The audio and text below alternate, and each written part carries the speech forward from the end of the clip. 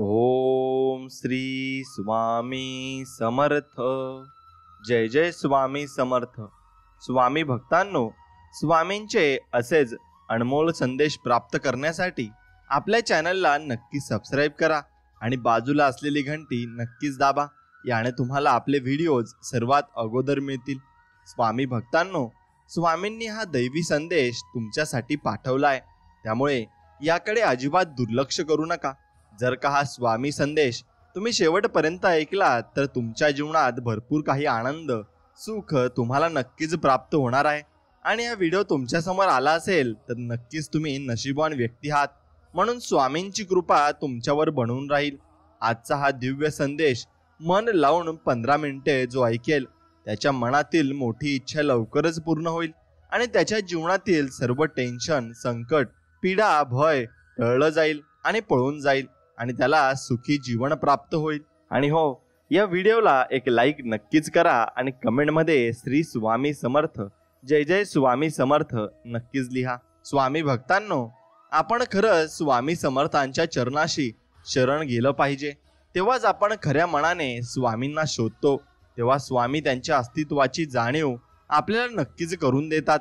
म्हणून माणूस जीवनामध्ये कधीही विचाराने श्रीमंत आणि मनाने समाधानी असणारा तो व्यक्ती सदैव सुखी असतो आणि समाधानी असतो।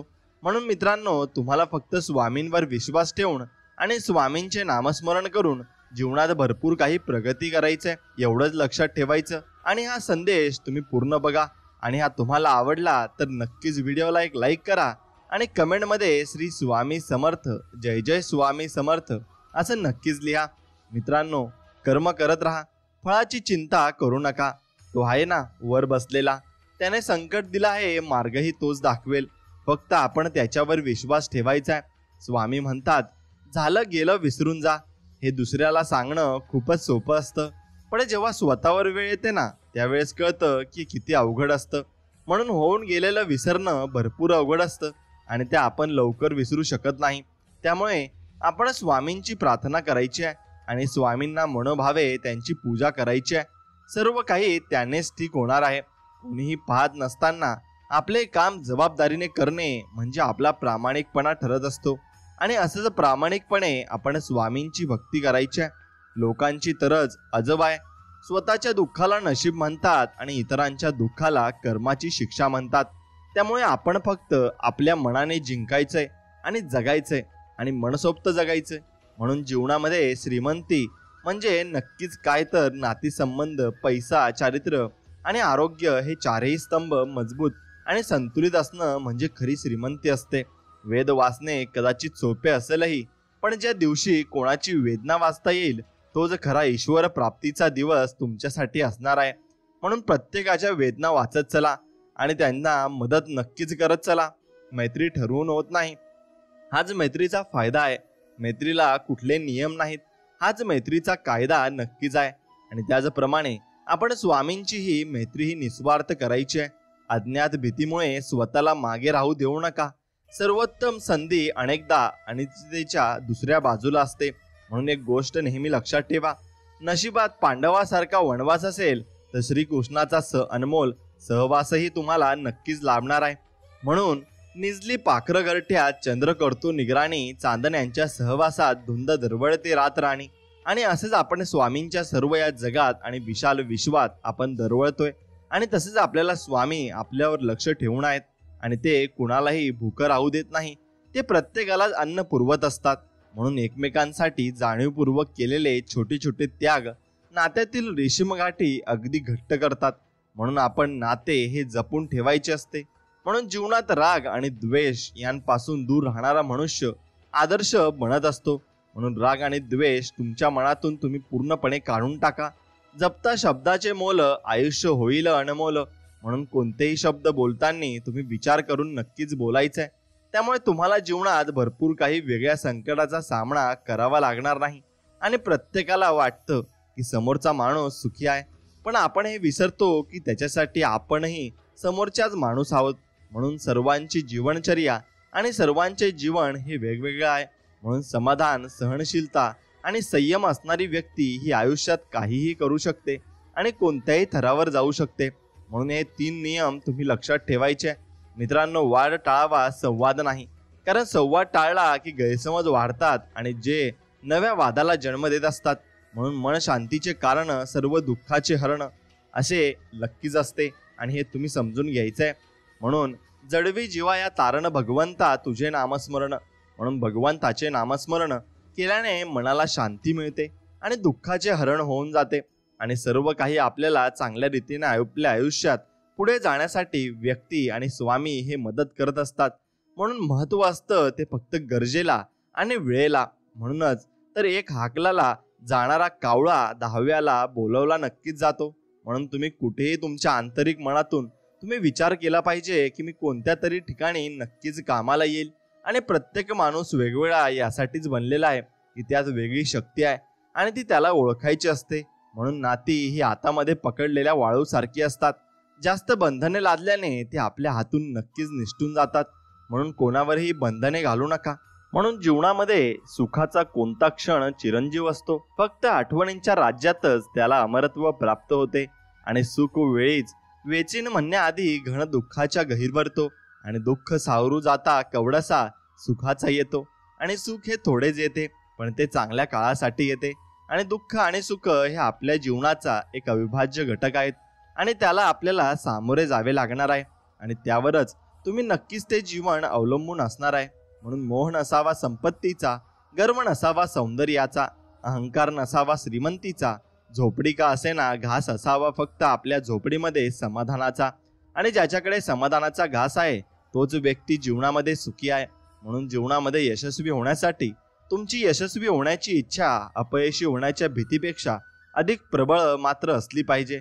आणि झाडाला पाणी कमी पडलं की पानं गळून पडतात, तसेच माणसाकडे पैसा कमी पडला की नातं मात्र नक्कीच गळून पडतात. आणि समाजात तुमची किंमत पैशाने मोजली जाते, तुमच्या चांगल्या विचाराने नाही. पहिला पैसा नंतर विचार. त्यासाठी कोणताही व्यवसाय करा व आपले अस्तित्व निर्माण करा. लोक सहानुभूती तोंडावर दाखवतात, प्रत्यक्षात मागे नाही. आणि खोटं बोलल्याने पाप लागतं तर खरं बोलल्याने आग मात्र नक्कीच लागत असते. म्हणून आयुष्यात आपण आयुष्याच्या पीच म्हणजेच काळजीपूर्वक खेळावं लागतं. कारण इथे लोक जवळचीच नक्कीच आपली भरपूर काही परीक्षा घेत असतात आणि आपल्याला ते हरवण्याच्या मागे लागलेले असतात. म्हणून आयुष्याचा एक नियम बनवा. जे तुम्हाला विसरले तुम्ही त्यांना नक्कीच विसरायला शिका. आणि आपले अंतःकरण जोपर्यंत शुद्ध आहे तोपर्यंत या विश्वातील कोणत्याही गोष्टीची भीती बाळगण्याची गरज नाही. फक्त नीतिमत्ता साफ ठेवा. परमेश्वर तुम्हाला काटाही मात्र टोचू देणार नाही, एवढं मात्र निश्चित आहे. म्हणून मित्रांनो, तुम्ही फक्त देवावर विश्वास ठेवून जीवन साध्या पद्धतीने जगत चला आणि सर्व काही तुम्हाला मिळणार आहे आणि सर्व काही तुम्हाला लाभणार आहे. वेळ चांगली असेल तर सगळे आपले असतात आणि वेळ वाईट असेल तर सगळे आपलेच परके बनून जात असतात. म्हणून जीवनातला अनुभव म्हणजे माणसाने आपल्या चुकांना दिलेलं गोडसं नाव असतं आणि ते अनुभव आपल्या जीवनामध्ये आपल्यालाच यायलाच हवे. आणि स्वतःच्या चुका लपवून आणि दुसऱ्याच्या चुका दाखवून व्यक्तिमत्व कधी सिद्ध होत नसते आणि ते तसे सिद्ध होणार सुद्धा नाही, एवढे मात्र निश्चित. म्हणून मित्रांनो, देव हा माणसाच्या मनात जेवढा असतो त्यापेक्षा जास्त माणसाच्या कर्मात असतो आणि आपल्या चांगल्या कर्मातला देव कोणाला दाखवण्याची गरज नसते, तो सर्वांना दिसत असतो. म्हणून मंदिरातला देव टाळता आला तरी चालेल पण कर्मातला देव कधीही टाळू नका. आणि कमाईचा अर्थ फक्त धन कमावणे असा नाही, तर अनुभव, नाती, मान सन्मान, वागणूक आणि संस्कार हे सुद्धा कमाईमध्येच नक्कीच मोजले जात असतात आणि तो कमाईचा एक भाग सुद्धा असतो. म्हणून घेतलेला श्वास जसा सोडून द्यावा लागतो अगदी तसंच न पटणाऱ्या गोष्टीही आयुष्यातून तुम्हाला सोडून द्याव्या लागतील, तरच तुम्ही नक्कीच पुढे जाऊ शकता आणि प्रगती मात्र करू शकता. नाहीतर मग तुम्हाला भरपूर खस्ता खायला लागतील आणि तुम्हाला भरपूर काही गोष्टी सहन कराव्या लागतील. म्हणून मित्रांनो, एक गोष्ट लक्षात ठेवा. आंधळ्याला आरसा, नास्तिकाला मूर्ती आणि मूर्खाला कधीही ज्ञान देऊ नका. ते त्याचा फायदा कधीही जाणू शकत नाही आणि त्यांचा फायदा त्यांना समजणारही नाही. म्हणून दगडाचाही एक गुण घेण्यासारखा असतो. कोणत्याही ऋतूत त्याला पाझर मात्र कधीच फुटत नाही. आणि जी व्यक्ती आपल्या रागावर नियंत्रण मिळवू शकते ती व्यक्ती कधीच दुःखी होऊ शकत नाही, त्याला सुखच मिळत असते. आणि क्रोध क्षणात विरघळतो पण नाराजी दूर व्हायला खूप वेळ मात्र लागत असतो. आणि जो जीवनामध्ये विकला जातो ना तो लोभाला नक्कीच बळी पडत असतो. म्हणून कधीही तुम्ही विकलेही जाऊ नका आणि सत्य नेहमी तिखट आणि जहाल असते. ते खोट्यासारखे गोड चालक आणि आतल्या गाठीचे कधीच नसते. म्हणून तुम्ही नेहमी सत्याच्या मार्गावर चाललं पाहिजे आणि नेहमी सत्यच बोललं पाहिजे. आणि जिव्हाळ्याचं नातं त्यांच्याशी जुळतं ज्यांच्याशी मागच्या जन्मीचे काही ऋणानुबंध असतात. नाहीतर या विशाल विश्वात कामाशिवाय कोण कोणाला ओळख दाखवतं. म्हणून आपला जन्म हा नक्की स्वामींच्या परिसरात झालाय आणि स्वामींची भक्ती करण्याचा योग आपल्याला आलाय. त्यामुळे आपल्यापेक्षा नशीबवान कोणी असू शकत नाही असं मला वाटतं आणि ते असणारच आहे. म्हणून मित्रांनो, स्वामींची मनापासून तुम्ही सेवा करा आणि स्वामींचे ध्यान आणि नामस्मरण करा. तुम्हाला स्वामींचा भरपूर मोठा अनुभव लवकरच येईल. आणि कमी वेळेत जास्त काम करण्याच्या पद्धतीचा वापर करू नका, कारण उत्कृष्ट काम करायला वेळ द्यावा लागतो आणि त्याशिवाय ते काम पूर्ण करणे अशक्य असते. म्हणून त्या कामासाठी तुम्ही वेळ दिला पाहिजे आणि आपले भाग्य आपल्या हातात असते. ते कोणावर अवलंबून राहत घडत नाही आणि त्यामुळे मेहनत करा. भाग्यही बदलू शकते. जीवनात सुखाचा शोध घेणे स्वाभाविक आहे, पण सुखाबरोबर दुःखही जीवनात येते. न विसरता आपले जीवन जगा. तुम्हाला दुःखही सहन करता येईल हे मात्र निश्चित. आणि आपल्या प्रयत्नांमध्ये अशी ताकद निर्माण करा की जिथे तुम्ही पाऊल ठेवाल तिथे तुम्हाला यश हे मिळेल. कारण प्रयत्न हे यश मिळवण्याचा पाया रचत असतात. आणि अपयश आले म्हणून प्रयत्न करणे सोडणे असा विचार आपल्या मनात ठेवू नका, कारण जीवनात कोणतीही परिस्थिती कायमस्वरूपी एकसारखी राहत नाही. त्यामुळे बदल हा निसर्गाचा नियम आहे, यावर तुम्ही पूर्णपणे विश्वास ठेवलाच पाहिजे. आणि एखादे काम करताना आत्मविश्वास निर्माण करायचा असल्यास मनात श्रद्धा ठेवून काम करा, कारण श्रद्धा आपणास सकारात्मक ऊर्जा देते आणि ती ऊर्जा आपल्याला पुढे घेऊन जात असते. म्हणून आपण आपल्या जीवनामधील गुणवत्ता सिद्ध करण्यात वेळ वाया घालवू नका. योग्य वेळ आल्यास आपल्या कामातून ती दिसेल. ज्याप्रमाणे सूर्योदय कोणीही रोखू शकत नाही, त्याप्रमाणे गुणवत्ता ही जगासमोर नक्की येईलच. आणि जीवनात आपणास काय करायचे आहे आणि ते कशा प्रकारे करायचे आहे ते स्वतः ठरवा, कारण सल्ला मोफत मिळू शकतो परंतु साथ कधीच मिळत नसते. आणि यश मिळवण्याचे वास्तव समजून द्यायचे असेल तर त्यासाठी यशस्वी व्यक्तीने केलेला संघर्ष आणि त्याग लक्षात घ्या, कारण त्यातून यश हे सहज मिळत नाही. त्यासाठी खूप मेहनत करावी लागते, हे नक्कीच आपल्याला समजत असते. म्हणून सर्वांना सोबत घेऊन काम करण्याची मानसिकता तयार करा, कारण समाजाला योग्य मार्ग दाखवून त्याचा विकास करण्याचे काम नेतृत्व नक्कीच करू शकते. आणि वेळेला कधीही कमी समजू नका, कारण वेळ असा न्याय देते की तिथे परमेश्वरालाही नतमस्तक व्हावेच लागते. म्हणून फक्त वेळावर विश्वास ठेवा. तुमच्यावर कोणी वाईट वेळ करत असेल आणि वाईट करत असेल तर तुमच्याबद्दल कोणी वाईट विचार करत असेल तर ते त्याच्यावर पूर्णपणे सोडून द्या आणि त्याकडे अजिबात लक्ष देऊ नका. तुम्हाला हळूहळू सर्व काही समजत जाईल. मित्रांनो, चांगले काम करताना अडचणी आपल्या टीका झाल्या तरी चालतात, आणि पण ते काम करा, कारण त्यातून समाजात योग्य बदल नक्कीच घडून येतील आणि तुम्हाला त्याचा अनुभव येईल. म्हणून मी मित्रांनो, जीवनात तुमच्या परिस्थिती कशीही येऊ द्या, त्या परिस्थितीत आपण काय भूमिका घेतो हे फार महत्त्वाचे असते. कारण परिस्थितीवर नियंत्रण मिळवणे शक्य तेव्हाच होते जेव्हा आपण परिस्थितीवर मात करण्याची भूमिका घेत असतो. आणि जीवनात अडचणी येतात, पण त्यावर मात करण्याचे मार्ग शोधा, कारण अडचणी येणारच आहेत. त्यामुळे त्यावर उपाय शोधण्यासाठी प्रयत्न करणे अत्यंत गरजेचे आणि आपल्यासाठी होऊन जाते. म्हणून कोणतीही गोष्ट सहजतेने मिळत नाही, त्यासाठी प्रयत्नांची पराकाष्ठा करावी लागते.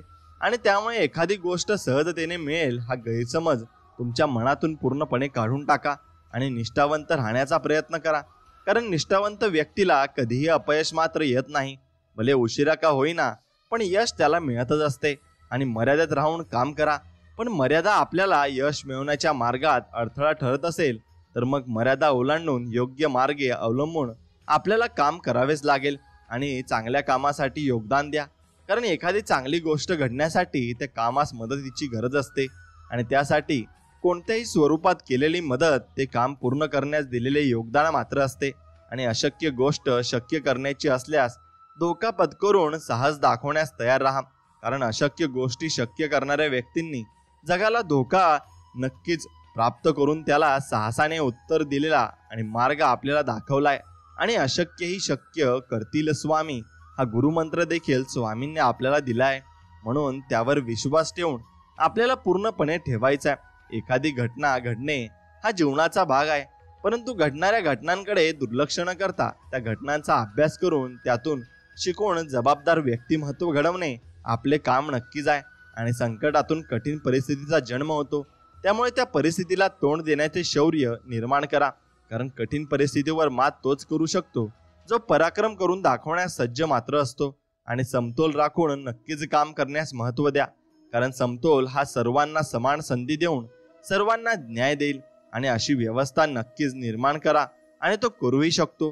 म्हणून शिकण्याचा प्रयत्न जीवनात नक्कीच करा, कारण एक शिक्षक उत्तम ज्ञान देऊ शकतो, परंतु ज्ञान देण्याचा हेतू सफल तेव्हाच होईल जेव्हा विद्यार्थी मनापासून ज्ञान मिळवण्याची तयारी मात्र ठेवेल. आणि कधी कोणाला कमी समजू नका, कारण भल्या मोठ्या अशा झाडाला सुद्धा स्वतःची वाढ करण्यासाठी आपल्याला लहान अशा मुळांची मदत नक्कीच घ्यावी लागते. म्हणून स्वावलंबी बना, कारण दुसऱ्यांवर अवलंबून राहण्याची सवय स्वबळावर एखादी गोष्ट करण्यास प्रोत्साहन कधीच देत नाही. आणि वाईट काळाला जशास तसे उत्तर देण्याची ताकद ठेवा, कारण वेळेला सुद्धा हे कळू द्या की जिथे अन्याय होईल तिथे न्याय मिळवण्यासाठी लढा दिलाच जाईल आणि तो लढा दिलाच पाहिजे. म्हणून एखादी गोष्ट असणे किंवा नसणे हे आपला दृष्टिकोन ठरवते. त्यामुळे आहे त्यावर लक्ष केंद्रित करा आणि जे नाही त्याची खंत मनात अजिबात ठेवू नका. आणि जीवनात मार्गदर्शन खूप महत्त्वाचे आहे आणि ते कुणाकडून घ्यावे हे त्यापेक्षा महत्त्वाचे आहे, कारण योग्य मार्गदर्शन चुकीच्या गोष्टींना विरोध करते, तर चुकीचे मार्गदर्शन योग्य गोष्टींना विरोध करीत असते. म्हणून जगताना स्वतंत्र निवडा, कारण स्वतंत्र हे आपणास एकट्याचे जीवन जगण्याची ऊर्जा देऊन स्वतःच्या पायावर उभे राहण्यासाठी मदत नक्कीच करू शकते. आणि स्पष्ट भूमिका घेण्यावर भर द्या, कारण स्पष्टपणा मनात गोंधळ निर्माण होऊ देत नाही. तसेच आपले मत किंवा विचार प्रभावीपणे मांडण्यास तो मदत करत असतो. म्हणून तग धरून उभे राहणे हे आवश्यक आहे, कारण मार्गदर्शन मिळाले तरी प्रत्यक्ष आपल्या कृतीमध्ये चिकाटीने प्रयत्न करण्याची वृत्ती तग धरून एखाद्या जागी स्थिर राहण्याने ते निर्माण होत असते. म्हणून आपल्या कामात पारदर्शकता आणण्यासाठी प्रयत्नशील राहा, कारण सदोष पद्धत कोणतेही काम यशस्वी करत नाही आणि त्यावर कोणीही विश्वासही ठेवत नाही. म्हणून समोर येणाऱ्या संकटाचा सामना करण्याची साहस निर्माण करायचे असल्यास समुद्रातील जहाज पहा, कारण विशाल अशा समुद्रात उतरणारे जहाज साहसाचे एक उत्तम उदाहरण असते हे तुम्ही समजून घ्या. आणि असे साहस आपण जीवनाबद्दल नक्कीच दाखवले पाहिजे. आणि जीवनात शांतता आपणास योग्य वाटते, परंतु जेव्हा गरज असेल तेव्हा आपली ताकद दाखवून देणे गरजेचे असते, कारण मर्यादेपेक्षा जास्त शांतता हे दुर्बलतेचे लक्षण आहे आणि ते लक्षण आपल्याजवळ नकोय. म्हणून आव्हानांचा स्वीकार करा, त्यांना दाखवण्याचा आणि त्यांना बोलण्याचा मोका देऊ नका, त्यांना टाळण्याचा प्रयत्न करू नका, कारण एखाद्या खेळाडूला देखील प्रतिस्पर्धी खेळाडूचे आव्हान स्वीकारून त्यावर विजय मिळवावा लागतो, त्याशिवाय त्याला पुढच्या फेरीत प्रवेश करता येत नाही. म्हणून आपल्याला प्रत्येक परिस्थिती सोबत लढून जीवनात पुढे जावेच लागेल. आणि जिथे आपली बाजू योग्य असेल त्या ठिकाणी संपूर्ण जग विरोधात असले तरी माघार तुम्ही अजिबात घेऊ नका. आणि आपले हक्क मिळवण्याचा आणि त्यांचे संरक्षण करण्याचा अधिकार सर्वांनाच नक्की दिला आहे. म्हणून पुढील रस्ता दिसणे जेव्हा बंद होईल ना, तेव्हा जिथपर्यंत रस्ता दिसत असेल तिथपर्यंत वाटचाल करा, कारण पुढे गेल्यानंतर पुढचा रस्ता दिसू शकतो. त्यामुळे काहीच न करण्यापेक्षा प्रयत्न करणे उत्तम असते. आणि जीवनात पर्याय निर्माण करा, कारण सर्वजण एका क्षेत्रात यशस्वी होऊ शकत नाही. त्यामुळे एका मर्यादेनंतर तुमच्यातील क्षमता आणि आवड हे ओळखून त्यानुसार कार्यक्षेत्र आपल्याला निवडायला लागेल आणि कामामध्ये गुणवत्ता निर्माण करायला लागेल, कारण गुणवत्तापूर्ण कामाचे बक्षीस यश आहे. आणि त्यामुळे प्रत्येक काम चांगल्या पद्धतीने करण्याकडे आपल्याला लक्ष दिलेच पाहिजे.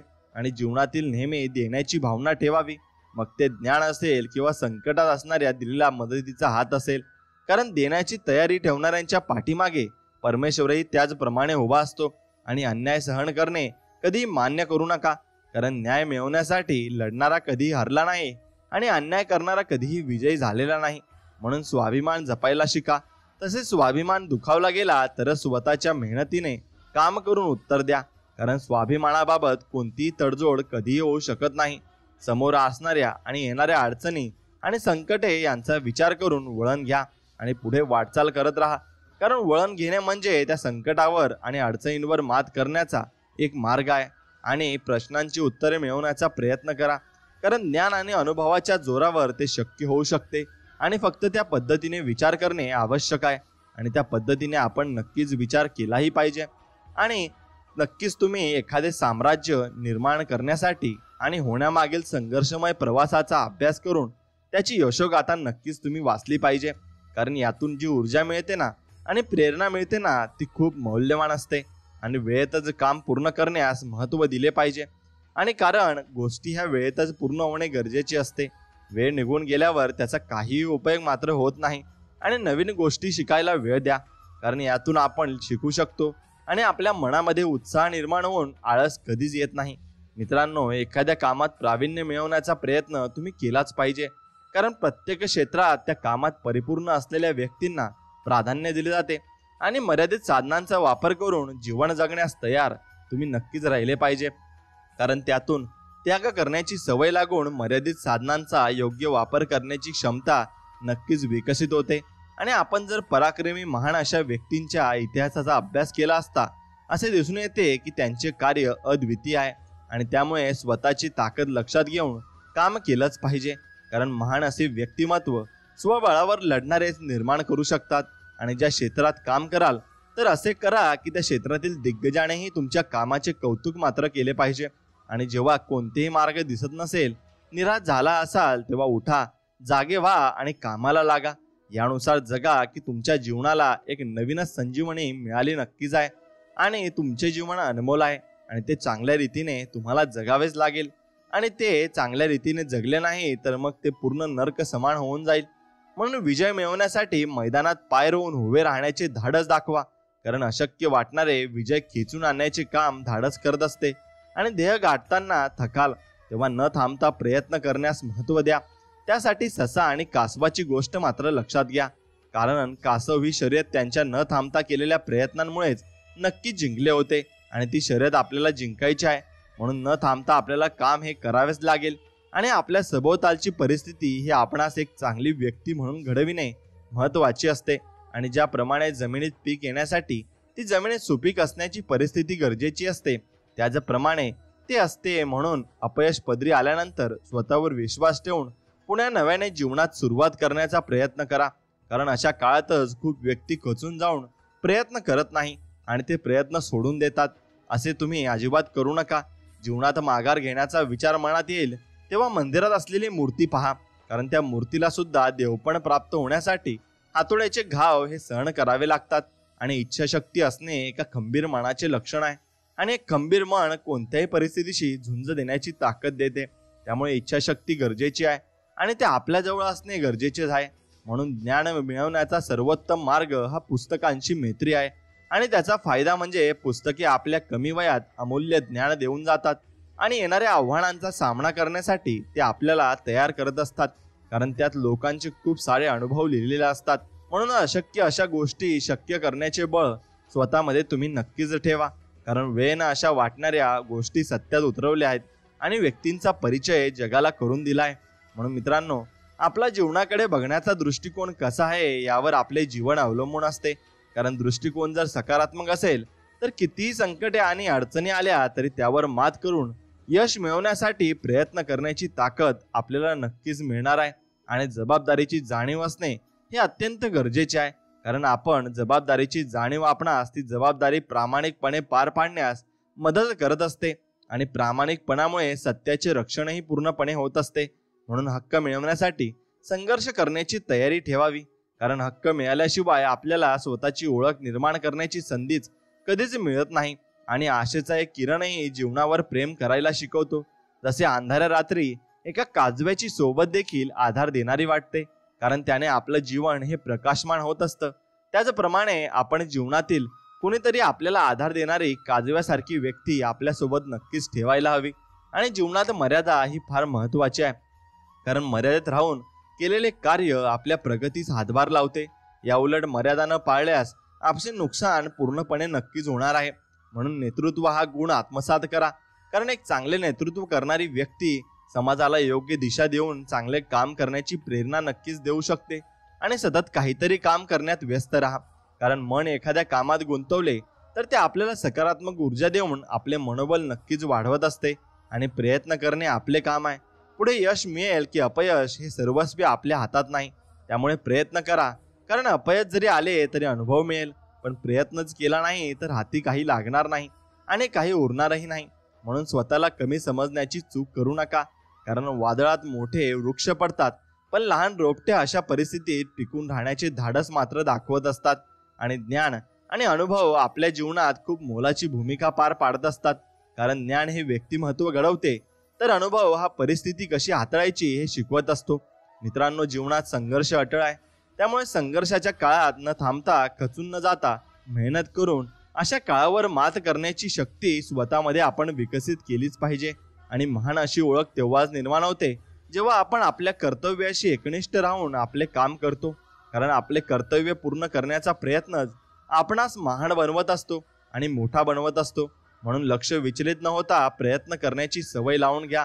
कारण जर आपले लक्ष एखाद्या गोष्टीवर केंद्रित झाले तर आपल्या प्रयत्नांना यश नक्कीच देव देणार आहे. आणि वेळेच्या सदुपयोगात त्याला महत्त्व द्या. कारण जो व्यक्ती वेळ वाया न घालवता वेळेचे योग्य नियोजन करून काम करतो, तो त्याचे ध्येय साध्य करू शकतो आणि त्याच्या ध्येयामध्ये तो पुढेही जाऊ शकतो. म्हणून पराभव शेवटच्या क्षणापर्यंत मान्य करू नका. कारण आपल्याला विजय मिळवण्यासाठी प्रयत्न करण्याची संधी तोपर्यंत असते जोपर्यंत आपल्याला पूर्णपणे पराभव होत नाही आणि आपण पूर्णपणे हार मानत नाही. म्हणून जीवनामध्ये कधीही हार मानू नका. जेव्हा कठीण काळ तुमची परीक्षा घेईल तेव्हा त्याला उत्तर देण्याचे सामर्थ्य ठेवा. कारण जीवनात कठीण काळानंतर चांगले दिवस येतात, पण त्यासाठी आपल्याला परिश्रम हे घ्यावेच लागते आणि ते प्रत्येकालाच घ्यावे लागते. तुम्हाला, आम्हाला नाही, तर प्रत्येकालाच ते जीवनात सहन करावेच लागते. म्हणून स्वतःची ओळख अशी बनवा की जी कोणत्याही परिस्थितीचा सामना करून टिकून राहील. कारण कठीण काळात स्वतःचे अस्तित्व टिकवणाऱ्याला कधीही अपयश मात्र आजपर्यंत आलेले नाही आणि येणारही नाही. म्हणून आयुष्यात निवड खूप महत्त्वाची आहे. कारण एखाद्या गोष्टीची केलेली निवड आपल्याला आयुष्यात खूप मोठे बदल घडून आणत असते. आणि जसे की योग्य मार्ग निवडला तर चांगले भविष्य निर्माण होण्याची खात्री आपल्याला असणार आहे. आणि एखादी गोष्ट मी करू शकत नाही हे मनातून पूर्णपणे काढून टाका. कारण समोरील परिस्थिती पाहून प्रयत्न न करणे हे अपयशाचे मूळ कारण असते. त्यामुळे स्वतःच्या मनावर विजय मिळवून जिद्दीने तुम्ही प्रयत्न करा. यश तुम्हाला नक्कीच मिळणार आहे हे फक्त लक्षात ठेवा. आणि जो व्यक्ती स्वामींवर मनापासून विश्वास ठेवतो त्या व्यक्तीच्या पदराशी यश हे पडतेच आणि त्याला यश हे मिळतेच हे फक्त तुम्ही लक्षात ठेवलं पाहिजे. त्याला यश मिळण्यासाठी फक्त स्वामींचा आसरा पाहिजे आणि स्वामींचा आसरा तुमच्यावर असला आणि स्वामींचे आशीर्वाद असले की सर्व काही शक्य होते.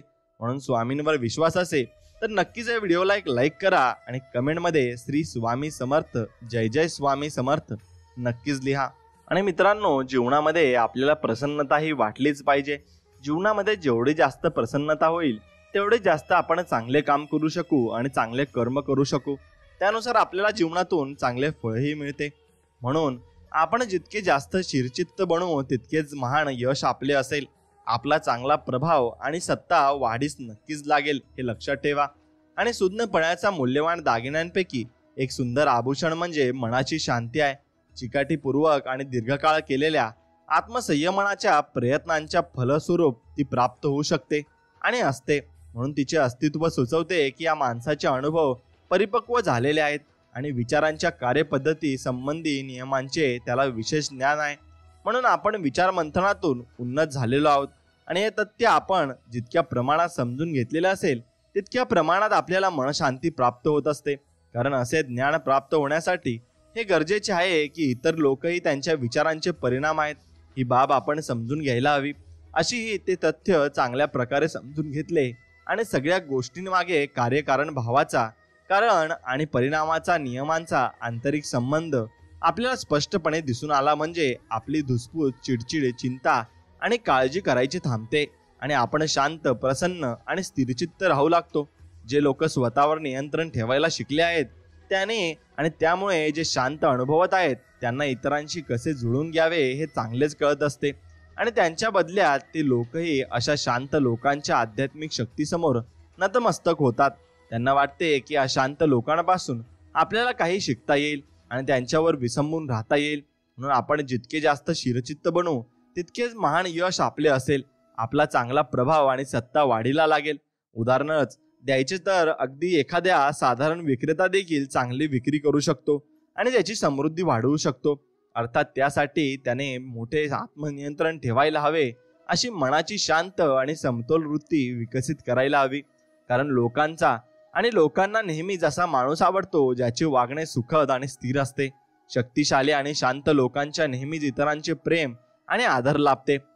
म्हणून असे लोक वाळवंटातील शीतल छाया देणाऱ्या वृक्षासारखे किंवा वादळात हाती लागलेल्या आसरा देणाऱ्या अविचल खडकासारखे असतात. एक शिरचित्त हृदय, मृदू मधुर स्वभाव आणि संतुलित जीवन कोणाला हवेसे वाटणार नाही. ज्यांना ही देणगी लाभलेली असते त्यांच्यासाठी या गोष्टीने काहीच फरक पडत नाही की बाहेर पाऊस कोसळत आहे की स्वच्छ सूर्यप्रकाश पसरलाय. कोणत्याही बदलांनी ते अस्वस्थ होत नाहीत, कारण ते नेहमी शांत, स्थिरचित्त, प्रसन्न असतात. ही मनशांती, जिला आपण प्रसन्नता म्हणू, ती बहुमूल्य चारित्र्याचे संतुलित रूप असते. तो जीवनातला आलेला भर असतो, आत्म्याला लागलेले मधुर फळ असते. ती शहाणपणा, सुज्ञपणा यासारखीच मूल्यवान असते. म्हणून जिची सोन्यापेक्षा अधिक कामना करायला हवी, होय, आणि अगदी 100 नम्री सोन्यापेक्षाही एक शांत प्रसन्न जीवनाच्या तुलनेत पैशांच्या मागे धावणारी व्यक्ती किती तुच्छ वाटते. म्हणून सत्याच्या महासागरात पोहडलेले, लाटांच्या खळखळाटाखाली शांतचित्त असलेले, मोहाच्या फसव्या आकर्षणापासून दूर असलेले आणि चिरंतर शांतीत निवास करणारे जीवन दिव्य असते. आपण अशा कितीतरी लोकांना ओळखत असू ज्यांनी आपले जीवन कळवट करून टाकले आहे.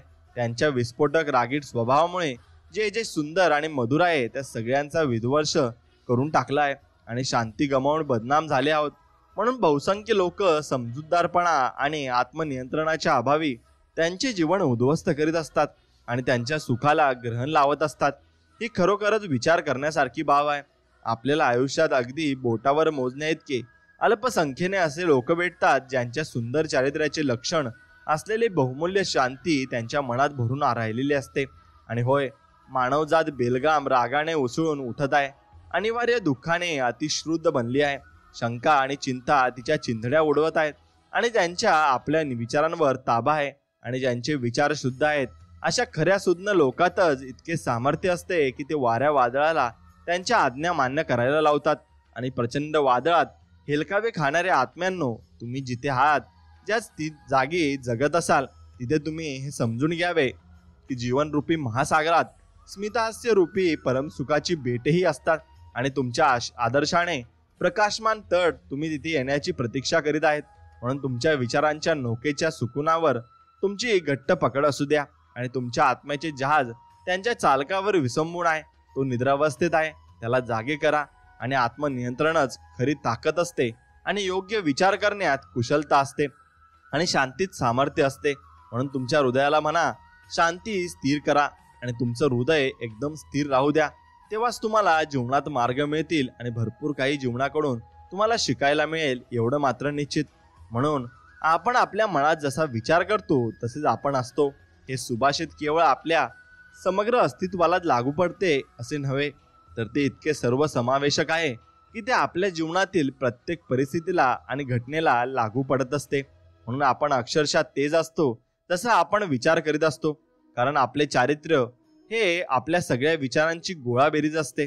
आणि ज्याप्रमाणे बीजातून रोपटे उगवते आणि बीजाशिवाय ते अस्तित्वात येऊ शकत नाही, त्याचप्रमाणे आपल्यापैकी प्रत्येकाचे प्रयत्नशील वागणे, कृती ही आपल्या मनात दडलेल्या आपल्या विचाररूपी बीजातून आकार घेत असते.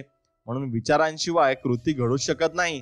आणि ज्या वागण्याला उत्स्फूर्त आणि पूर्व विचार न करता केलेले वागणे म्हणतात, त्या वागण्याला देखील हे तत्व तितकेच लागू पडते जितके ते विचारपूर्वक केलेल्या कृतीला लागू पडते. म्हणून विचाररूपी बीजाला आलेला बहर म्हणजे कृती, आणि आनंद तसेच यातना ही त्यांची फळे आहेत. अशा प्रकारे आपणच पेरलेल्या बियांपासून आपल्याला कडू गोड फळे वेचावी लागतात. आणि आपण काय आहोत याचा आराखडा आपल्या मनातील विचारच बनवत असतात आणि त्या आराखड्यानुसार प्रत्यक्षात रचनाही केली जाते. जर आपण अज्ञानी किंवा वाईट विचारांची जोपासना आपल्या मनात केली तर त्यांच्या मागोमाग आपल्या जीवनात लवकरच दुःख येईल. आणि जर आपले विचार निरोगी आणि हितकारी असतील तर ज्याप्रमाणे सूर्यप्रकाशात आपली सावली प्रामाणिकपणे आपल्या मागोमाग येत असते, त्याचप्रमाणे या चांगल्या विचारांच्या पावलांवर पावले ठेवीत आपल्या जीवनात सुख अवतरते. आणि मानवी स्त्री पुरुष हा कौशल्य निर्मित कृत्रिमरित्या निर्माण झालेली वस्तू नसून त्याचा विकास काही नियमांनुसार होत असतो. त्यामुळे या जगात दिसून येणाऱ्या सगळ्या भौतिक गोष्टींमागे जसा कार्यकारण भाव दिसतो, म्हणजे कारण आणि त्यांच्या परिणामांची शृंखला दिसून येते, त्याचप्रमाणे विचारांच्या अदृष्ट प्रांतात हाच कार्यकारण भाव मानवाच्या जीवनात निखालसपणे आणि अविचलपणे कार्य करीत असतो. म्हणून एखाद्याला लाभलेले उदांत आणि ईश्वरीय चारित्र्य हे काही देवाचा कृपा प्रसाद नसतो किंवा ते योगायोगाने नक्कीच मिळत नसते. तर सतत योग्य विचार करण्याचा तो परिणाम असतो. दीर्घकाळ ईश्वरीय विचारांशी संबंध जोडून ठेवण्याचा परिणामी असे चरित्र लाभते. म्हणून तसेच अधम आणि पाशवी चारित्र्य देखील याच पद्धतीने निर्माण होत असते. म्हणून सतत नीच विचारात रमल्याचा तो परिणाम असतो आणि आपण स्वतःच घडवत किंवा बिघडवत असतो. म्हणून आपणच आपल्या विचारांच्या भट्टीत आपला सर्वनाश घडवून आणणाऱ्या शस्त्रांना आकार देत असतो आणि आपणच आपल्यासाठी आनंद, ताकद आणि शांतीचा महाल उभारण्यासाठी आपल्या विचारांना साधन बनवत असतो. योग्य विचारांची निवड करून त्यांची योग्य प्रकारे अंमलबजावणी करून आपण दैवी परिपूर्णतेच्या सोपानावर वर चढत जातो आणि अनिष्ट विचार करून आणि त्यांच्यानुसार वागून आपण पशुच्याही खालच्या पातळीवर जाऊन आपली अधोगती करीत असतो. म्हणून या दोन टोकांच्या दरम्यान चारित्र्याच्या सगळ्या चांगल्या वाईट छटा सामावलेल्या असतात आणि आपणच त्यांचे निर्माते असतो, रचनाकार असतो, नियंत्रक मालक असतो. तुम्हीच तुमच्या विचारांची धनी असता, तुमच्या चारित्र्याला वळण लावणारे असता आणि तुमची परिस्थिती, परिवेश आणि नशीब या सगळ्यांचे निर्माते आणि त्यांचा आकार देणारे असता. म्हणून आत्म्याशी निगडीत हे अत्यंत सुंदर सत्य आहे, ज्या जगात युगात पुन्हा प्रस्थापित करायला हवे, त्यावर प्रकाश पाडायला हवा. हे सत्य म्हणजेच अत्यंत आनंददायक आणि फलदायी दैवी वचन आणि आत्मविश्वास आहे. तुमचे सगळे अस्तित्व हे सामर्थ्य, बुद्धिमत्ता आणि प्रेमाने भरलेले आहे आणि तुम्हीच तुमच्या विचारांचे धनी आहात. त्यामुळे प्रत्येक परिस्थितीची किल्ली तुमच्याच हातात असते. तुमच्यात ते रूपांतरक आणि नव्याने चालना देणारे बळ सामावलेले असते, ज्यांच्यामुळे तुम्ही जे बनणार आहात ते स्वतःला बनवू शकता. तुम्ही नेहमीच तुमचे मालक असता, अगदी तुम्ही तुमच्या सगळ्यात दुर्बल आणि अत्यंत लाचार स्थितीत असला तरीही. परंतु तुमच्या दुर्बलतेच्या आणि अधोगतीच्या वेळी तुम्ही असे मूर्ख गृहप्रमुख असता जो त्याच्या घराचा कारभार चुकीच्या पद्धतीने चालवत असतो. परंतु जेव्हा तुम्ही तुमच्या परिस्थितीवर विचार करू लागता आणि तुमच्या अस्तित्वाचा पाया कोणत्या नियमावर आधारित आहे याचा परिश्रमपूर्वक शोध घेऊ लागता, तेव्हा तुम्ही असे शहाणे मालक बनता जो त्याला ऊर्जेला आणि बुद्धिमत्तेला योग्य दिशा देत असतो आणि विचारांना फलदायी बनवत असतो. हा असतो सजग, सचेत मालक. म्हणून आणि जेव्हा तुम्हाला तुमच्यातील विचारांच्या नियमांचा शोध लागतो तेव्हाच तुम्ही असा सचेत, सजग मालक बनू शकता. या शोधाला प्रत्यक्ष व्यवहारात नक्कीच आणायला हवे आणि प्रत्यक्ष अंमलबजावणी, आत्मविश्लेषण आणि अनुभवातूनच हा नियमाचा शोध आपल्याला लावता येतो. म्हणून केवळ खोलवर खनिकर्म करून शोध घेतल्यानेच पृथ्वीच्या पोटातील सोने व हिरे हे बाहेर सापडतात आणि मग तसेच तुम्ही तुमच्या आत्म्याच्या खोलवर शिरला तरच तुम्हाला तुमच्या अस्तित्वाची नक्कीच जाणीव होईल आणि निगडीत प्रत्येक सत्याचा शोध लागेल. म्हणून तुम्हीच तुमचे निर्माते आहात, तुम्हीच तुमच्या चारित्र्याचे निर्माते असता आणि तुमच्या जीवनाला वळण लावणारे असता आणि तुम्हीच तुमच्या नियतीचे शिल्पकार असता. हे असेच तथ्य आहे. जर तुम्ही तुमच्या विचारांवर लक्ष ठेवले, त्यांना नियंत्रणात ठेवले आणि तुमच्या विचारांचा तुमच्या इतरांवर, तुमच्या जीवनावर, तुमच्या परिस्थितीवर होणाऱ्या परिणामांचा मागोवा घेत त्यांच्यात नक्कीच तुम्ही एक गोष्ट लक्षात ठेवायची आणि तो मागोवा जर तुम्ही घेतला आणि पुढे गेलात तर तुम्हाला यश हे मिळेल. आणि त्यांच्यात आवश्यक ते बदल केले, धीर धरून चिकाटीने कारण आणि परिणामांची सांगड घालत त्यांना शोध घेतला. त्यासाठी अगदी दैनंदिन जीवनातील अत्यंत किरकोळ अनुभवांचा आधार घेत या विश्लेषण प्रक्रियेला स्वतःविषयी ज्ञान मिळवून समजदारी, शहाणपणा आणि शक्तीकडे नेण्याचे एक साधन म्हणून वापरले तर हे तथ्य अचूकपणे सिद्ध होईल. जो शोध घेतो त्याला सापडते, जो दार ठोठावतो त्याच्यासाठी दार उघडले जाते. आणि ही उक्ती, हा नियम या बाबतीत अविचलपणे कार्य करतो. कारण केवळ चिकाटी बाळगल्याने, सराव केल्याने आणि अथक प्रयत्न केल्याने ज्ञान मंदिराची द्वारे ओलांडून ज्ञानाच्या प्रांतात प्रवेश करता येतो, हे लक्षात घ्या. आणि परिस्थितीवर विचारांचा प्रभाव पडतो आणि त्यानुसार तुम्ही नक्कीच काम केलं पाहिजे. मित्रांनो, मानवी इच्छा हे अदृश्य बळ आहे, अमर आत्म्याचे बालक असते, जे वाटेतील पाषाणी अडथळ्यांच्या भिंती भेदून त्यांच्या ध्येयापर्यंत जाण्याचा मार्ग शोधू शकते. म्हणून मानवी इच्छा हे अदृश्य बळ अमर आत्म्याचे बालक असते, हे समजून तुम्ही घ्यायलाच पाहिजे. आणि तुमचे मन एखाद्या उद्यानासारखे असते, ज्याची काळजीपूर्वक योग्य देखभाल केली तरच ते बहरू शकते, किंवा त्याकडे दुर्लक्ष केले तर त्यात अवजावी तणही माजू शकते. परंतु एक गोष्ट निश्चित, या उद्यानाकडे दुर्लक्ष करा व त्याची काळजी घ्या, त्यात काहीतरी उगलवेच. आणि जर त्यात उपयुक्त बीजे पेरली गेली नाहीत तर त्यात बेसुमार गवताची बीजे पसरली आणि तसेच निरुपयोगी आणि निरर्थक तण सगळीकडे पसरेल. म्हणून ज्याप्रमाणे माळी त्याच्या बागेची योग्य काळजी घेतो, निरर्थक गवत तण उपटून काढतो आणि त्याला हवी ती फळा फुलांची रोपटी लावतो, यांची निगा ठेवतो. त्याचप्रमाणे आपणही आपल्या मनाची मशागत करायला हवी आणि सगळ्या चुकीच्या, निरर्थक आणि अशुद्ध विचारांचे तण काढून टाकीत त्यांची योग्य देखभाल करायला हवी. योग्य आणि उपयुक्त विचारांची, शुद्ध विचारांची जोपासना करायला हवी. सतत ही प्रक्रिया करीत राहिले म्हणजे आज ना उद्या तुम्हाला आढळून येईल की तुम्ही तुमच्या आत्मरूपी बागेचे मालक आणि माळी आहात. तुम्हाला आयुष्याला तुमची नवी दिशा देत आहात आणि तुमच्या अंतरंगात विचारांचा नियम कार्य करीत असल्याचे तुम्ही पाहू शकाल. आणि तुम्हाला अचूकपणे कळेल की तुमचे चारित्र्य, परिस्थिती आणि नशीब यांना आकार देण्यासाठी तुमचे विचार आणि मन कसे एकत्रितपणे कार्य करतात. म्हणून विचार आणि चारित्र्य एकच असतात आणि चारित्र्य हे केवळ बाह्य परिवेश आणि घटकांमधून व्यक्त होत असते. त्यामुळे तुमच्या जीवनातील बाह्य स्थिती हे नेहमीच तुमच्या आंतरिक स्थितीशी सुसंवाद साधणारी मिळती जुळती असते. म्हणून याचा अर्थ असा होत नाही की एखाद्या विशिष्ट वेळी तुमची परिस्थिती, घटना आणि तुमचे चारित्र्य कसे आहे हे सुचवतात, परंतु त्याचा अर्थ असा होतो की परिस्थिती किंवा घटना तुमच्या विचारांच्या एखाद्या महत्त्वपूर्ण घटकाशी इतक्या जवळून जोडल्या गेल्या आहेत की त्या वेळेपुरत्या त्या घटना तुमच्या विकासासाठी अनिवार्य ठरत असतात. म्हणून तुमच्या अस्तित्वाच्या नियमानुसार तुम्ही आज जिथे असायला हवे तिथेच तुम्ही असता आणि तुमच्या चारित्र्यात तुम्ही गुंफलेल्या विचारांनी तुम्हाला तिथे आणून पोहोचवलेले आहे. म्हणून तुमच्या जीवनात व्यवस्थेत काही योगायोगाने घडत नसते. जे घडत असते ते सगळे त्या नियमांच्या परिणामी घडत असते. आणि जो कधीच चूक करत नाही, जे आपल्या परिस्थितीबाबत समाधानी आहेत आणि त्यांच्या बाबतीत ते तत्व जितके लागू पडते तितकेच ते अंशाच्याही बाबतीत लागू पडते.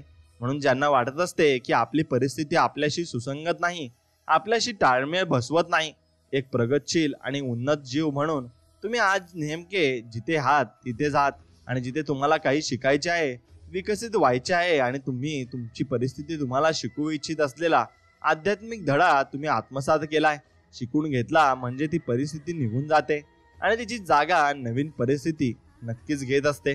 म्हणून जोपर्यंत तुम्ही असे समजता की तुम्ही बाह्य परिस्थितीच्या प्रभावाला बळी पडणारे प्राणी आहात आणि तोपर्यंत तुम्हाला परिस्थितीचे तडाखे सहन करावे लागणार. परंतु जेव्हा तुम्हाला या गोष्टीची जाणीव होते की तुम्ही एक असहाय्य प्राणी नसून तुम्ही एक सर्जनशील शक्ती आहात आणि तुमच्या मनोभूमिकेत लपलेल्या त्या मातीला आणि बीजांना तुम्ही तुमच्या इच्छेनुसार आकार देऊ शकता, ज्यांच्यातून परिस्थितीचा उगम होत असतो, तेव्हा तुम्ही स्वतःवर स्वतःचा हक्क सांगणारे स्वतःचे मालक बनत असता आणि तुम्हाला आंतरिक ज्ञान होत असते की आपण सर्व काही मिळवू शकतो आणि जीवनामध्ये सर्व काही प्राप्तही करू शकतो. मग त्यानुसार तुम्ही जीवनामध्ये भरपूर काही गोष्टी मिळवू शकता, पण तुमचं धैर्य हे टिकून तुम्ही ठेवलं पाहिजे. ज्या लोकांनी आत्मपरीक्षण केले आहे आणि आत्मनियमांचा अवलंब केला आहे त्या सगळ्या लोकांना माहिती असते की परिस्थिती विचारातून जन्म घेत असते, कारण त्यांनी या तथ्याची नोंद केलेली असते की त्यांनी ज्या प्रमाणात त्यांच्या मानसिक स्थितीत बदल घडून आणले त्याच प्रमाणात त्यांच्या बाह्य परिस्थितीत बदल होत गेले. आणि त्यामुळे हे सत्य आहे की तुम्ही तुमच्या चारित्र्यातील उणीवांवर, दोषांवर उपयोजना केली की तुम्ही चपळाईने उल्लेखनीय प्रगती साधू शकता आणि अत्यंत वेगाने बदलांच्या एका शृंखलेतून पार पडता. म्हणून आत्म्याने गुप्तपणे त्यांची जोपासना केली आहे ते त्यांच्याकडे आकर्षित होते, ओढले जाते आणि त्यांची ज्या बाबींवर प्रेम आहे त्या तशा त्यांच्याकडे ओढल्या जातात. त्याचप्रमाणे त्याने ज्या बाबींची भीती बाळगली आहे त्याही त्यांच्याकडे आकृष होतात आणि माणसाने त्यांच्या मनात जपलेल्या महत्वाकांक्षांची उन्नत शिखरेही तो प्राप्त करू शकतो आणि तो वारंवार त्या भीतीच्या खोल गर्तेत कोसळतो. आणि ज्या भीती खऱ्या आहेत की खोट्या हे त्याने पडताळूनच पाहिलेलं नसते, त्यांच्या परिस्थितीच्या माध्यमातून तो तेच प्राप्त करीत असतो जे त्याने मनात खोलवर जपले आहे. म्हणून आपल्या मनोभूमीत आपण जे विचार बीज पेरले किंवा मनोभूमीवर पडू देऊन ते तिथे रुजू दिले तर ते बीज जसे असेल तशीच फळे त्याला लागतील आणि आज ना उद्या ते कृतीत रूपात बहरायला येईल. आणि ज्या विचारांच्या मूळ गुणधर्मानुसार त्याला तशाच संधी आणि परिस्थितीचे फळे लागतील. चांगल्या विचारांना चांगली फळे लागतील तर कुविचारांना, वाईट विचारांना वाईट फळे लागतील. म्हणून विचारांच्या आंतरिक विश्वाला अनुसरूनच बाह्य परिस्थितीचे विश्व आकार धारण करीत असते आणि चांगल्या सुखद आणि दुःखद वाईट बाह्य स्थिती म्हणजेच असे घडक असतात जे शेवटी व्यक्तीचे भलेच करतात. आणि तुम्हीच पेरलेल्या बियांचे पीक कापताना तुम्हीच यातना आणि आशीर्वाद, सुख आणि दुःख या दोन्हीतून काहीतरी शिकत असता. म्हणून ज्या आंतरिक इच्छा, महत्वाकांक्षा आणि विचारांना तुम्ही स्वतःवर प्रभाव घालू देऊ देता, त्या शक्तिशाली विचारांना अनुसरत तुम्ही शेवटी त्यांच्या परिपूर्तीपर्यंत, फलनिष्पत्तीपर्यंत पोहोचता आणि ही फळे तुम्हाला मिळतात. म्हणून तुमच्या जीवनातील बाह्य परिस्थितीच्या रूपात वाढीचा, विकासाचा आणि अनुकूलतेचा नियम सगळीकडे लागू पडतो. कोणतीही व्यक्ती नियतीच्या किंवा परिस्थितीच्या जुलुमामुळे तुरुंगात जात नाही किंवा गटारीत लोळत नाही. त्याला कारणीभूत असतो त्याने निवडलेले हलके विचार आणि नीच इच्छांचा मार्ग. एखादा पवित्र मनाचा माणूस तणावाखाली येऊन किंवा फक्त काही बाह्य परिस्थितीच्या दबावाखाली येऊन गुन्हा करीत नाही. गुन्हेगारीचे विचार दीर्घकाळापासून गुप्तपणे त्याच्या हृदयात जतन करून ठेवलेले असतात आणि त्यावर तो गुन्हा नक्कीच करत असतो आणि त्याला तशी प्रवृत्तीही मिळत असते. म्हणून ते मिळवण्यासाठी नशीब सुद्धा साथ देत असते. म्हणून मेहनत तुम्ही करायला हवी आणि मेहनत जेव्हा तुम्ही केली तेव्हा तुम्हाला सर्व काही जीवनामध्ये प्राप्त होईल आणि सर्व काही तुम्हाला मिळेल. जेवढी जास्त तुम्ही मेहनत कराल तेवढे जास्त तुम्ही पुढे जात जाल. परिस्थिती माणसाला घडवत नसते तर ती त्या माणसाला दाखवून देत असते की तो कसा आहे आणि तो कसा जगत असतो. म्हणून परिस्थिती ही प्रत्येकालाच ही वाईट येते आणि चांगली येते. फक्त ती प्रत्येक गोष्टीनुसार आपण समजून घेतली पाहिजे आणि आपल्याला कळाली पाहिजे. आपल्या स्वतःच्या दृष्ट हेतूंशिवाय इतर अशा कोणत्याच परिस्थिती अस्तित्वात असत नाही ज्या आपल्याला पूर्णपणे मिटवून टाकतील. म्हणून ज्या आपल्याला दुर्गुणांच्या दलदलीत ओढून नेतील आणि आपल्याला यातना भोगाव्या लागतील. अगदी तसेच मनात सदैव सद्गुणी आणि यशस्वी महत्वाकांक्षेची जोपासना केल्याशिवाय अशी कोणतीही परिस्थिती अस्तित्वात येऊ शकत नाही जी आपल्याला सद्गुण आणि यशाच्या शिखरावर नेईल आणि सुखाचा आस्वाद करून देईल. म्हणूनच आपणच आपल्या विचारांचे धणी बनून स्वतःला घडवत असतो. आपणच आपल्या परिस्थितीला आकार देत असतो. आपणच तिचे लिखाण करीत असतो. जन्म घेताना आत्मा एकटा ज्या जगात येतो आणि या पृथ्वीवरील त्यांच्या यात्रेच्या प्रत्येक पावलासोबत तो अशा परिस्थितीच्या मिश्रणाला स्वतःकडे आकर्षित करतो ज्यातून तो कसा आहे हे त्याला कळत असते. म्हणून या परिस्थिती म्हणजेच त्यांच्या शुद्धतेचे आणि अशुद्धतेचे प्रतिबिंब असतात. त्यांच्यातून त्यांच्या दुर्बलता आणि बलस्थाने व्यक्त होत असतात. म्हणून आपल्याला जे हवे आहे त्याला आपण आपलीकडे आक्रोश करीत नसतो तर आपण जे आहोत त्यालाच आपल्याकडे बोलवत असतो. म्हणून आपल्या लहरी, मनोराज्ये आणि महत्वाकांक्षांच्या मार्गात प्रत्येक पावलाला अडथळे येऊ शकतात, परंतु आपल्या मनात खोलवर घर करून राहणारे आपले विचार आणि इच्छा यांना त्यांच्याकडून चांगले वाईट काय ते पोषण, खतपाणी मिळत असते. म्हणून आपल्याला पूर्णाकार देणारे दैवत्व आपल्या अंतरंगातच असते. तो दैवी अंश आपण स्वतःच असतो. म्हणून आपण आपल्याच कैदेत बंदिवान बनलेलो असतो. आमचे विचार आणि कृती अधम आणि नीच असतील तर ते आपल्यासाठी कारागृह बनून जातात, परंतु हेच विचार मुक्तीचे, स्वातंत्र्याचे देवदूतही असतात. जर ते उराद आणि उदात्त शुभ असतील तर ते आपल्याला मुक्त नक्कीच करतात. म्हणून आपल्या स्वतःच्या दृष्टी हेतूंशिवाय इतर अशा कोणत्याच परिस्थिती अस्तित्वात असत नाही ज्या आपल्याला दुर्गुणांच्या दलदलीत ओढून नेतील आणि आपल्याला यातना भोगाव्या लागतील. म्हणून अगदी तसेच मनात सदैव सद्गुणी आणि यशस्वी महत्वाकांक्षेची जोपासना केल्याशिवाय अशी कोणतीही परिस्थिती अस्तित्वात येऊ शकत नाही जी आपल्याला सद्गुण आणि यशाच्या शिखरावर नेईल आणि सुखाचा आस्वाद आपल्याला नक्कीच करून देईल. म्हणूनच आपणच आपल्या विचारांचे धणी बनवून स्वतःला घडवत असतो. आपणच आपल्या परिस्थितीला आकार देत असतो. आपणच तिचे लिखाण करीत असतो.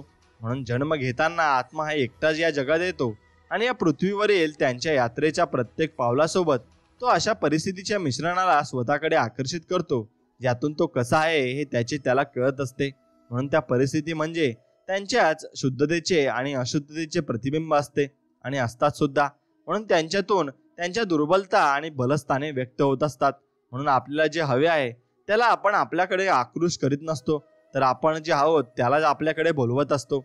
आपल्या लहरी, मनोराज्ये आणि महत्वाकांक्षांच्या मार्गात प्रत्येक पावलाला अडथळे येऊ शकतात, परंतु आपल्या मनात खोलवर घर करून राहणारे आपले विचार आणि इच्छा यांना त्यांच्याकडूनच चांगले वाईट काय ते पोषण, खतपाणी मिळत असते. आपल्याला पूर्णाकार देणारे दैवत्व आपल्या अंतरंगातच असते. तो दैवी अंश आपण स्वतःच असतो. म्हणून आपण आपल्याच कैदेत बंदिवान बनलेलो असतो. आमचे विचार आणि कृती अधम आणि नक्कीच खराब असतील तर सर्व काही नष्ट होऊन जात असते. आपण जे इच्छित असतो, जे प्रार्थनेद्वारे मागत असतो ते आपल्याला मिळत असते. आपल्याला तेच मिळत असते जे आपण न्यायाने कमावलेले आहे आणि जे मिळवण्यास आपण पात्र आहोत. म्हणून जेव्हा आपल्या इच्छा आणि प्रार्थना या आपल्या विचारांशी सुसंगत असतील तेव्हाच त्या इच्छा पूर्ण होतात आणि प्रार्थना फळाला येतात आणि त्या आपल्याला मिळत असतात. म्हणून जर हेच सत्य असेल तर आपल्या जीवनात परिस्थितीशी झगडण्यात अर्थच काय, असा प्रश्न मनात येऊ शकतो. याचा अर्थ असा होतो की आपण केवळ बाह्य परिणामांशी सतत लढत असतो आणि इकडे आपण सदोदित त्या परिणामांचे परिस्थितींचे कारण आपल्या मनात जपत असतो. म्हणून त्याला आपल्या मनात घट्ट धरून ठेवत असतो आणि मनातील या कारणाने जाणीवपूर्वक केलेल्या व्यसनेचे रूप धारण केलेले असू शकेल किंवा ते आपल्या अचेतन मनातील एखादी दुर्बलता बनून गेलेले असेल. ते काहीही असले तर ते त्या माणसाच्या त्यांच्यातून सुटण्याच्या सगळ्या प्रयत्नांना हट्टाने व्यर्थ ठरवत असते आणि त्या कारणात सुधारणा घडून आणण्याची उपाययोजना करण्याच्या आवश्यकतेची जोरदार घोषणा करीत असते. म्हणून आपल्यापैकी बहुतेक जण आपल्या परिस्थितीत सुधारणा करण्यात उत्सुक असतो, परंतु स्वतः सुधारणा घडवून आणण्यास तयार नसतो. आणि जर आपण प्रामाणिकपणे कठोरपणे आत्मपरीक्षण केले असता तर आपले मन ज्या उद्देश प्राप्तीसाठी तळमळत आहे ते मिळवण्यात आपल्याला कधीच अपयश येत नाही. आणि हे जितके ऐहिक गोष्टींबाबत खरे आहे तितकेच ते पारलौकिक गोष्टींबाबतही खरे आहे. आणि जरी आपले एकमेव उद्दिष्ट व्यक्तिगत संपत्ती जमवण्याचे असले तरी ती मिळवण्यासाठी आपल्याला अनेक स्वार्थ त्याग करावे लागतात, बलिदान द्यावे लागतात आणि त्यासाठी आपली तयारी असावी लागते. ऐहिक बाबतीत असे करावे लागत असेल तर एक संतुलित आणि कणखर जीवन जगण्याचे अंतिम लक्ष साध्य करायचे असेल तर त्या माणसाला किती त्याग करावा लागत असेल याचा विचार करा. आपण पुढील काही उदाहरणे पाहूया. या जगात काही लोक अत्यंत दारिद्र्यात खितपत पडलेले आहेत आणि त्यांच्या भोवतालचा परिसर आणि घरातील सुखसुविधा त्यांच्या सुधारणा व्हावी म्हणून ते कमालीचे आतुर चिंतातूर आहेत. तरी ते सदैव कामचुकारपणा करतात, काम करायचे टाळतात आणि ते असे करीत असतात आणि असूनही स्वतःच्या मनाशी अशी समजूत करून घेतात की त्यांचा मालक त्यांना अपुरे वेतन देत असल्यामुळे त्यांनी असा कामचुकारपणा करण्यात काहीच गरज नाही. या लोकांच्या खऱ्या समृद्धी प्राप्तीच्या मुळाशी असलेले मूलभूत सिद्धांत कळत नसतात आणि त्यांच्या हे लक्षात येत नाही की असे दुर्बल, आळशी आणि फसव्या विचारांच्या दलदलीत ऋतून आणि तसेच वागून ते त्यांच्या हालाकीच्या परिस्थितीतून बाहेर पडण्यास पात्र ठरत नाहीत. उलट्या अशा विचारांमुळे ते याहीपेक्षा वाईट परिस्थितीला स्वतःच आमंत्रित करत असतात हे त्यांना समजलं पाहिजे. तर दुसरीकडे काही श्रीमंत लोक जे त्यांच्या अति खादाडपणामुळे अत्यंत दुःखदायक आणि कायमस्वरूपी आजारपणांना बळी पडलेले आहेत आणि आजारातून बरे होण्यासाठी ते वाटेल तेवढा पैसा खर्च करायला तयार आहेत, परंतु ते त्याचा अति खादाडपणाची सवय सोडून द्यायला तयार नाहीत. त्यांना भरपूर प्रमाणात चांगले चुंगले खाऊन आपल्या जिभेचे चोचलेही पुरवायचे आहेत आणि त्याच वेळी स्वास्थ्यही टिकवायचे आहे. असे लोक चांगले आरोग्य टिकून ठेवण्यास अपात्र ठरत असतात. कारण त्यांनी निरोगी जीवनाचा पहिला सिद्धांतच अजून शिकून घेतलेला नसतो. म्हणून काही मालक असेही आहेत जे त्यांच्या कर्मचाऱ्यांना चांगले वेतन देण्याचे टाळण्यासाठी गैरनियतीचा मार्गाचा अवलंब करतात. आपला नफा वाढवण्याच्या आशेने त्यांच्या नोकराचे पगार हे कमी करतात. अशा लोकांची भरभराट तर अजिबात होऊ शकत नाही. उलट जेव्हा त्यांचे आर्थिक नुकसान होऊन दिवाळे निघते तेव्हा त्यांच्या कीर्तीलाही कलंक लागतो. म्हणून आपण असे जीवनात कधीही वागू नये आणि कोणालाही जीवनात नक्कीच फसवू नये. ज्याला आपण फसू ते आपल्याला नक्कीच देव पुढे फसवणार आहे, म्हणून ते तुम्ही लक्षात घेतले पाहिजे. म्हणून आपल्याला जे मिळवायचे आहे ते आपण तेव्हाच मिळवू शकतो जेव्हा आपण माघार न घेता प्रयत्न पूर्णपणे करत असतो. म्हणून जीवनात कोणत्याही गोष्टीची सुरुवात करण्यासाठी आपल्यामध्ये आत्मविश्वास असणे गरजेचे असते. कारण कोणतेही काम यशस्वी होण्यासाठी त्या कामाची सुरुवात करण्याचा विश्वास स्वतःमध्ये निर्माण करणे आवश्यक असते.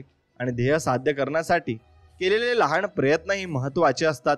कारण एखाद्या पर्वताच्या शिखरावर पोहोचण्यास आपल्याला लहान अशा पायऱ्या चढाव्या लागत असतात. जीवनात संघर्षाच्या काळात खचू नका, कारण संघर्षाचा काळ हा आपणास अत्यंत वाईट परिस्थितीतून मार्ग कसा काढायचा हे शिकवतो आणि आपल्याला कोणत्याही परिस्थितीशी आणि स्वतःचे अस्तित्व टिकवण्याचा अनुभवही देत असतो. म्हणून कोणतीही परिस्थिती कशी आली तरी डगमगू जाऊ नका आणि खचून जाऊ नका. तुमच्या पाठीमागे स्वामींचा हात आहे आणि स्वामी तुम्हाला सांगत आहेत की बाळा, भिवू नकोस, मी तुझ्या पाठीशी आहे. मी तुला सदैव तुझ्या संकटात मदत करणार आहे आणि मी सदैव तुझ्या पाठीशी राहणार आहे. त्यामुळे तुला भिण्याचं कारण नाही. तू बिंदास पुढे जा, मी तुझ्या पाठीशी आहे. आणि स्वामींचं हे वचन ऐकून आपल्यालाही उत्साह येतो आणि आपणही काम करण्यास तयार होत असतो. म्हणून आपण कुणाचे वाईट केले नाही तर आपलेही कधीच वाईट होणार नाही. म्हणून जैसे ज्याचे कर्म तैसे फळ देतो रे ईश्वर. म्हणून आपण जसे कर्म करत जाऊ तसेच फळ आपल्याला मिळत जाईल या वचनावर तुम्ही विश्वास ठेवायचा आहे. आणि जसे कर्म आपण करत जातो तसे फळ मिळत जाते आणि त्याप्रमाणे देवही आपल्याला वरून बघत असतो. कोणी बघो वा नको बघो, पण देव सगळं लक्ष ठेवत असतो आणि स्वामींचं आपल्यावर सगळ्यांवर लक्ष असतं. आपण जे जे काही करत असतो चांगलं वाईट सगळं काही स्वामींचं लक्ष असतं. म्हणून स्वामींचं फक्त आपण नामस्मरण आणि स्वामींची ध्यानधारणा करायची आणि स्वामींची जेवढी जास्त होईल तेवढी सेवा करायची. जेवढी जास्त सेवा तुमच्याकडून घडून येईल तेवढेच जास्त पुण्य तुमच्या वाट्याला येतील. म्हणून स्वामी भक्तांनो, हा व्हिडिओ जर तुम्हाला मनापासून आवडला असेल तर व्हिडिओला एक लाईक करा आणि कमेंटमध्ये श्री स्वामी समर्थ, जय जय स्वामी समर्थ नक्कीच लिहा. चला तर मग भेटूया पुढच्या एक व्हिडिओमध्ये. तोपर्यंत चॅनलला सबस्क्राईब करा आणि बाजूला असलेली घंटी नक्कीच दाबा. भेटूया पुढच्या एक व्हिडिओमध्ये. तोपर्यंत धन्यवाद. श्री स्वामी समर्थ, जय जय स्वामी समर्थ.